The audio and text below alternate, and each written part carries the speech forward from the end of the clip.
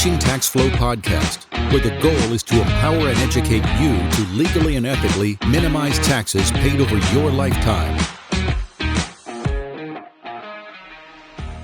Hey everyone, and welcome back to Teaching Tax Flow, the podcast, episode 46 today. We're going to take a look at long-term rental tax reporting. So those LTRs for you REIs. We love our acronyms here. LTR, long-term rental, REIs, real estate investors. So whether you're new to the game or you've been in it for a while, you probably take something from this episode that Chris and myself are going to run through here shortly. So before that, let's take a moment, thank our sponsor.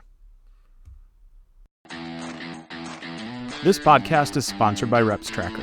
Are you a real estate investor who is bogged down with a huge tax burden? Real estate investing can open the door to powerful tax benefits. Reps Tracker can streamline the process of accelerating these tax benefits. To take advantage of a special TTF community discount, go to www.repstracker.com/affiliate/teachingtaxflow and use the code IFG. You can look in our show notes or email us at hello@teachingtaxflow.com. Welcome back to the Teaching Tax Flow podcast, everybody. I am John Trapolsky, one of the co-hosts here. As always, my other smarter, better-looking co-host, Chris Pacchiro, is here with me. How are you, man? I am awesome. How are you doing today, Johnny T? I'm doing great. And, you know, we just got back from another conference, as always. I love these things. I love the aftermath of them, and I love being there, obviously. And you know, I got asked a lot. You know, we banter back and forth. By the way, it was great to see people there that said, hey, I recognize your voices. You guys must be on that podcast. They didn't have anything bad to say, or at least didn't say it to our face. So I appreciate you guys that did not do that. But, you know, we were trying to figure out how long we've known each other for. And it's about 23, 24 years-ish. So, you know, I'm going to throw out a corny dad joke here, right? So, Chris, whether you like it or not, we're in a long-term relationship. So the episode today is long-term rental properties. Wow. So you like that one, I'm huh? impressed. I like it. And it has been fun because we went to a national conference for tax professionals, and we went to the state of Michigan's Michigan Association of CPA Small Firm Practitioner Conference. And John, I got to give you credit. At both conferences, people came up to me and said, "Where's all that other guy's I like him too. He's good." And I'm like, he's actually here because we do a lot of due diligence. We have another podcast we do specifically for tax professionals called the Mr. R Show. And it's much different than this because it has to comply and it's almost an hour long for continuing education. But we're always looking for other guests and just really immersing ourselves in our industry. So yeah, it was great. And you know, you're a legend in the accounting community. Oh man. I don't know if that's a good thing or a bad thing, which by the way, out of everybody we've met, nobody was wearing a pocket protector. Let's just be clear about that. So if anybody thinks that accountants are all dorks, it is not the case. It is not the case.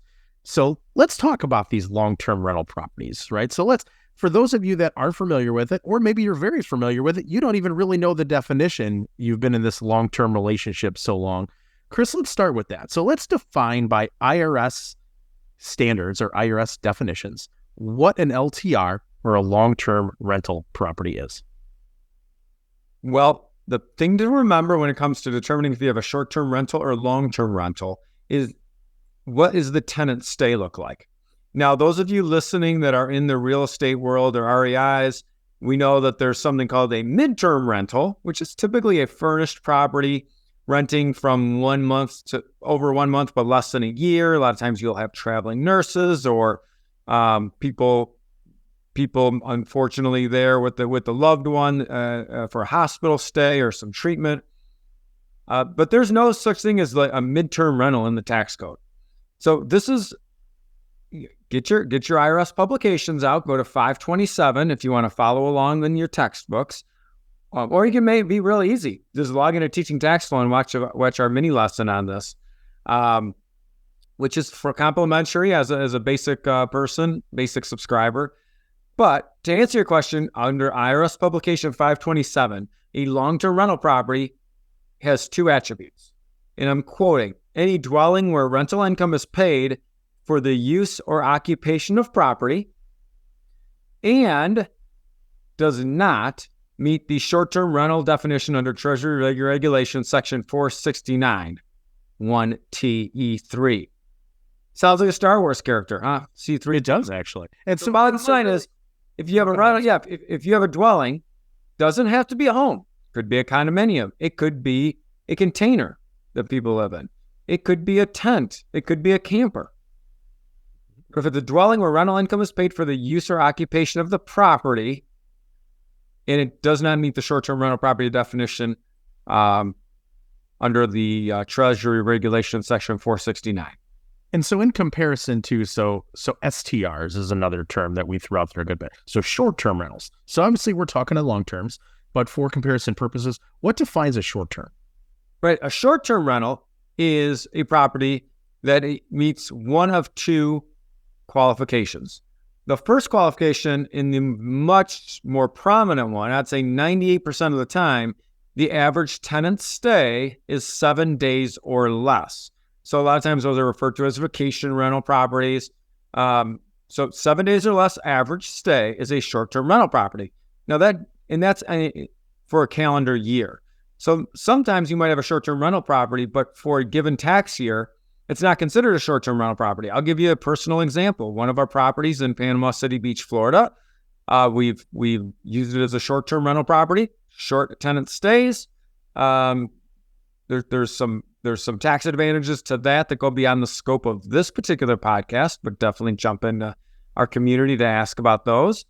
And but we had an offer where someone wanted to rent it all of February and all of March. And my wife and I thought about it, and we said, sure, yeah, we'll do that. Now, even though the property, its intent is that it's a short-term rental property, for the year of 2024, which is when the bookings already occurred, it's not going to be a short-term rental property because I'm not going to meet the average tenant stay of 7 days or less. I'm going to be a long-term rental property that year. And that's something to remember, that the classification of property is a year-by-year window. So either your average tenant stay is 7 days or less, or the average tenant stay is 30 days or less, and significant personal services are provided. Now, leave it to the IRS to make things muddy, right? You might be saying, what's a significant personal service? The IRS defines that as either cleaning, changing linens, transportation, meals, tours, outings. Bottom line are hotel-like services. In general, you're going to have you're going to meet that 30-day or less qualification for the short-term rental and have significant personal services if you run an Airbnb. Or let's say you own I have a friend of mine that I just talked to, lives down in Destin, Florida. They're looking at a piece of property where they build their primary residence, and they would build six cabins on the property for vacation rentals.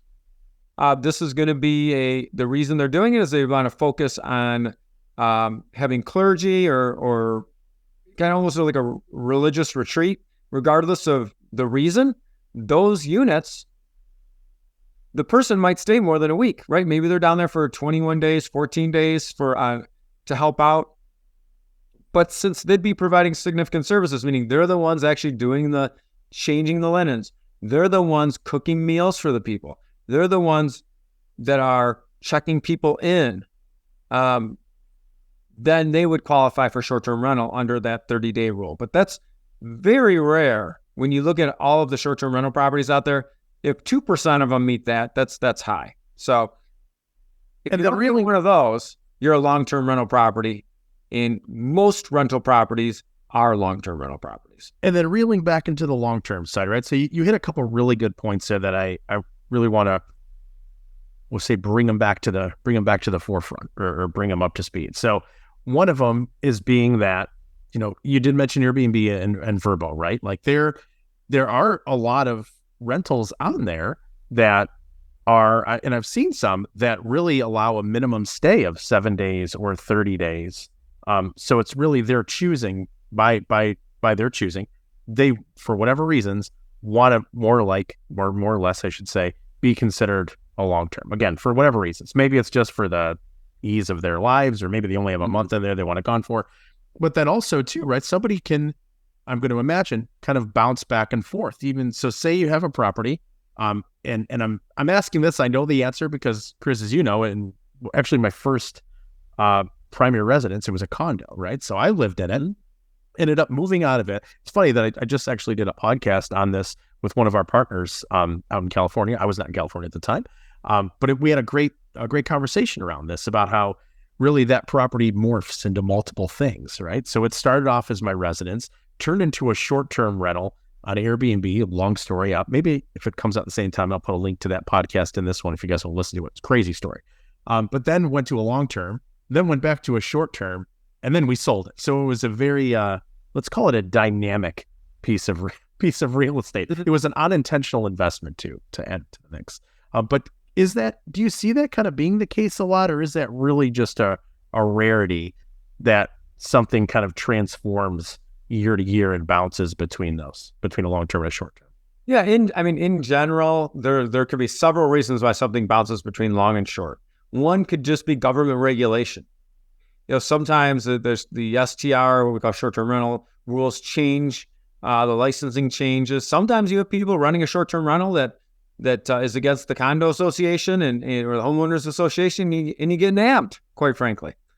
So there's that. There's the kind of like the I almost put it in the side. Then you also have something to consider that, depending on what state you live in, you've got to consider squatters' rights, right? If you have someone in your property for a certain amount of time, they might not. And again, this would be a great question when we get Jeff Hampton from STR Law Guys back on the podcast, talk about that. But can you evict somebody? The tax planning side can work real well. There's something called the short-term rental loophole, which we're going to be touching on. And again, not to keep talking about our Defeating Taxes private Facebook group or all these other spots to get the information from us, but we're going to be touching on those. So you've got the regulatory, I would say, reasons. You've got the risk mitigation reasons you might bounce back and forth. And like you mentioned, you've got the time constraint reasons. Like running a short-term rental property is time consuming. Mm-hmm. And then you also have the overall, you've got to look at the financial thing. What makes sense financially? Especially like ours, one of the houses in Panama City Beach, I could see us running it to snowbirds, especially if we have a great experience. We happen to know the people, at least one of the people running it, going down there personally. A lot of times snowbirds like to go to the same home and property. And for us, when you net it out, you have to look at the occupancy percentage on those short-term rentals. We've already taken advantage of a lot of those tax benefits.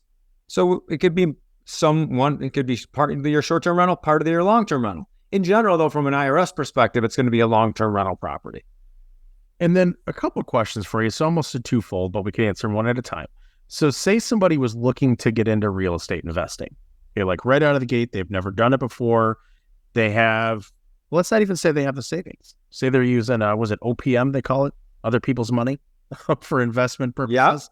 Yeah. So let's consider that you're talking to somebody that just came up to you, say, at a conference and said, "Hey, Chris, I'm glad I caught you here in the hallway. You're the real estate guy. I heard, I want to get into it. What should I do?" Would you lead them, again, from a tax perspective, would you lead them down the long-term rental path, maybe for a first investment opportunity? Or would you say, hey, maybe look at short-term? And as you mentioned too, there's a lot of things involved. There's a lot more, we'll say long-term commitment, but there's a lot more involvement, should say, in the short-term, unless you hire a property management company, whole other thing. So what would you guide them, either long-term or short-term, as it comes to taxes? But then also too, the second part of that question would be, as somebody builds a portfolio, right? So say they have a couple long-terms or have a couple short-term rentals, would you suggest to them that they stay with whatever track they're going on, whether it's all long terms or stay within shorts, or how does that blend together?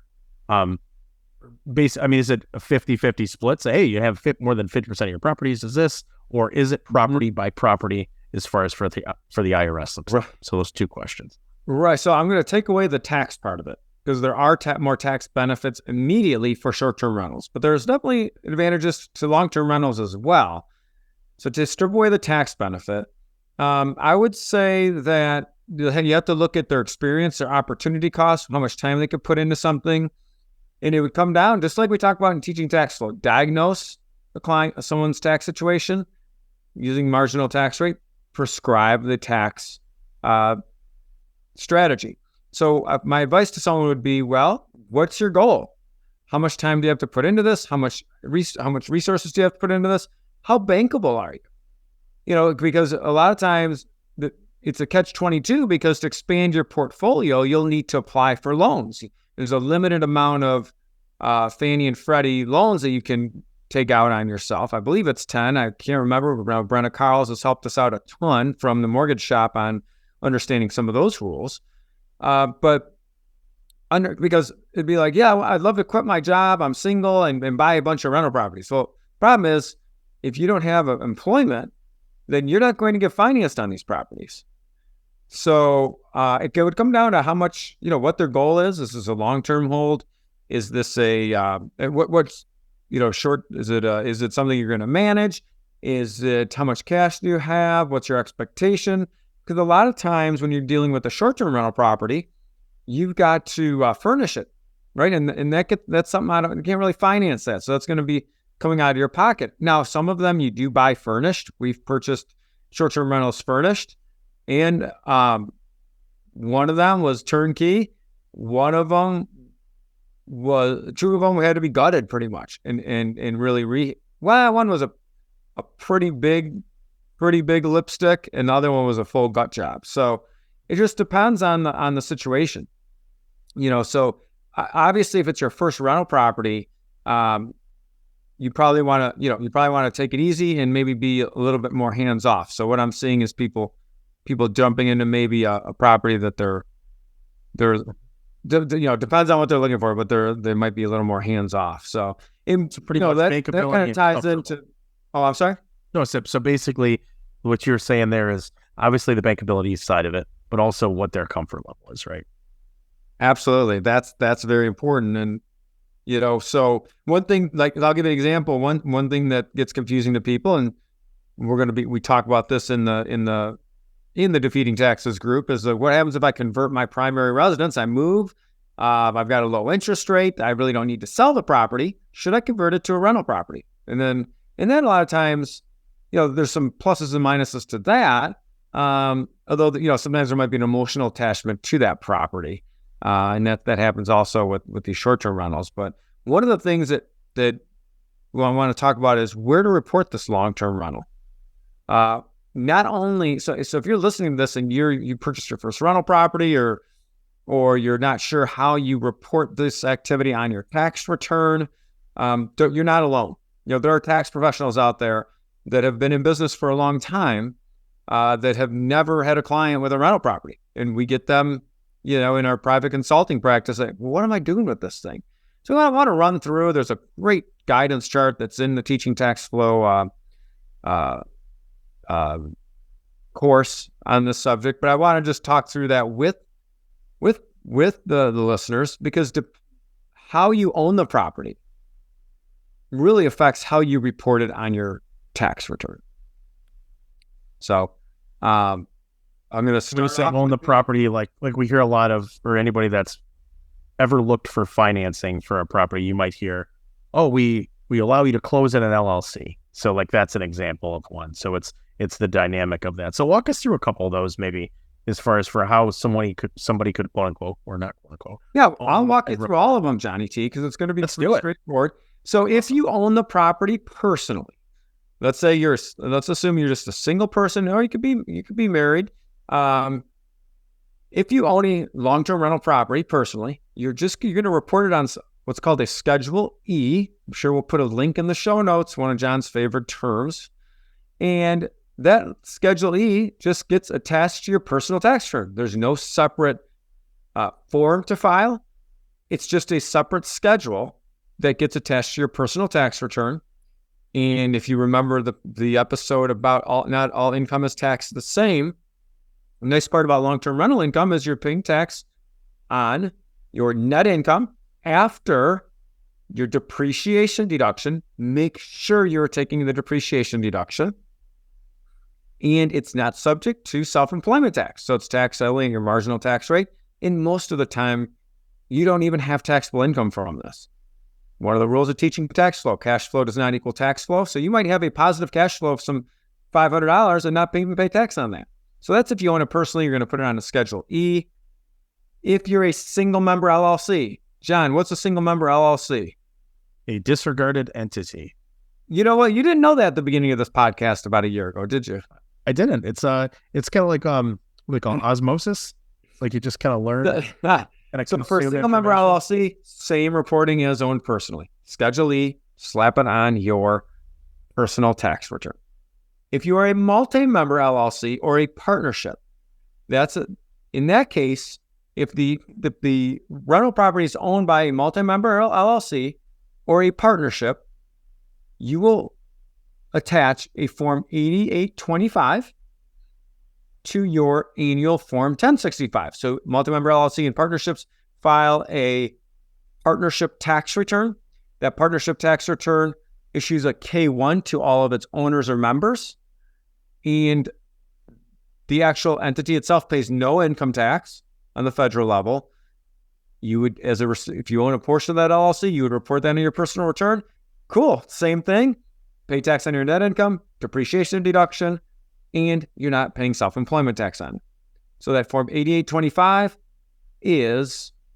goes on your 1065 or partnership tax return. Remember, if you buy property in a multi-member LLC or in a partnership, there will be significant additional tax reporting because you're going to have to file that partnership tax return. Now, I'm going to stay on that Form 8825. If you have the gall to own a property in an S corporation, one of my friends that's a very prominent real estate tax professional in the real estate world, she's got a T-shirt. I think it says something like "Don't talk to me if you've put your property in an S corp," or something really funny and witty that she sent me the link. I'm going to order it off Etsy or something. But if you, for some reason, have a rental property, long-term rental property in an S corp, you also file that Form 8825. That goes on your S corporation tax return, and the S corp, issues you a K-1. And the bottom line is, we know from our S corporation podcast that it's a hybrid entity. The S corp does not pay tax on that property, and you get the K-1. So multi-member LLC, partnership, S corp, you're going to fill out a Form 8825, very similar to Schedule E.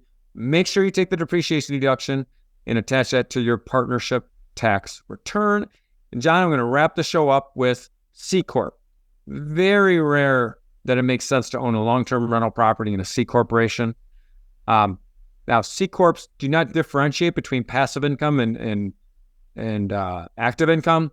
So at a C corporation, you're simply going to slap your rental income on line 6 of the C corp, and then whatever deductions you have, you're going to take those deductions between lines 12 and 26. So if you have mortgage interest, property taxes, be sure to take depreciation. A lot of times with a C corporation, C corps typically are more apt to rent out equipment, not rental property like real estate. But there are rare circumstances where a C corporation would own a long-term rental property. And if that's the case, all of that gets reported on a Form 1120, which is a corporate tax return. And if you are the only owner of a C corp and you have rental income, you would not pay any tax personally on that. The corporation itself would pay tax on the net income if there was any. Awesome. Well, great information. Thank you, everybody, for committing a short period of time to a long-term relationship. So we appreciate you. As promised, we'll drop those links in here for you for a quick reference. You can go directly to these documents. It'll make life a little bit easier. Maybe help you navigate through some questions you may have. As always, you have those questions, shoot them over. We're happy to answer them for you. And as always, we'll see you next week.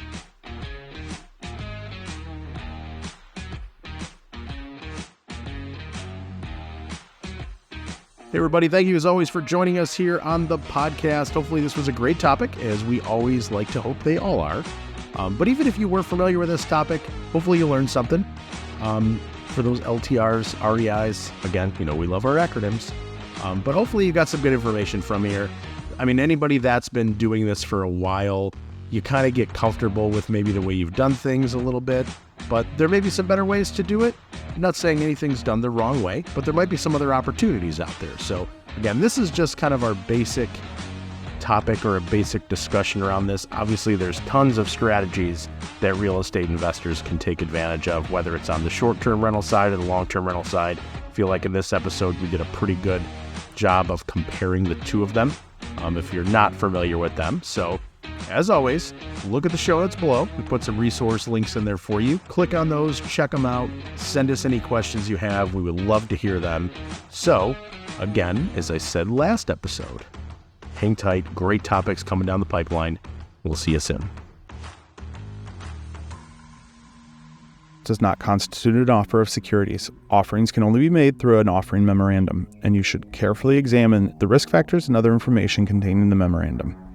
The content provided is for educational purposes only. We encourage you to seek personalized investment advice from your financial professional. For all tax and legal advice, please consult your CPA or attorney.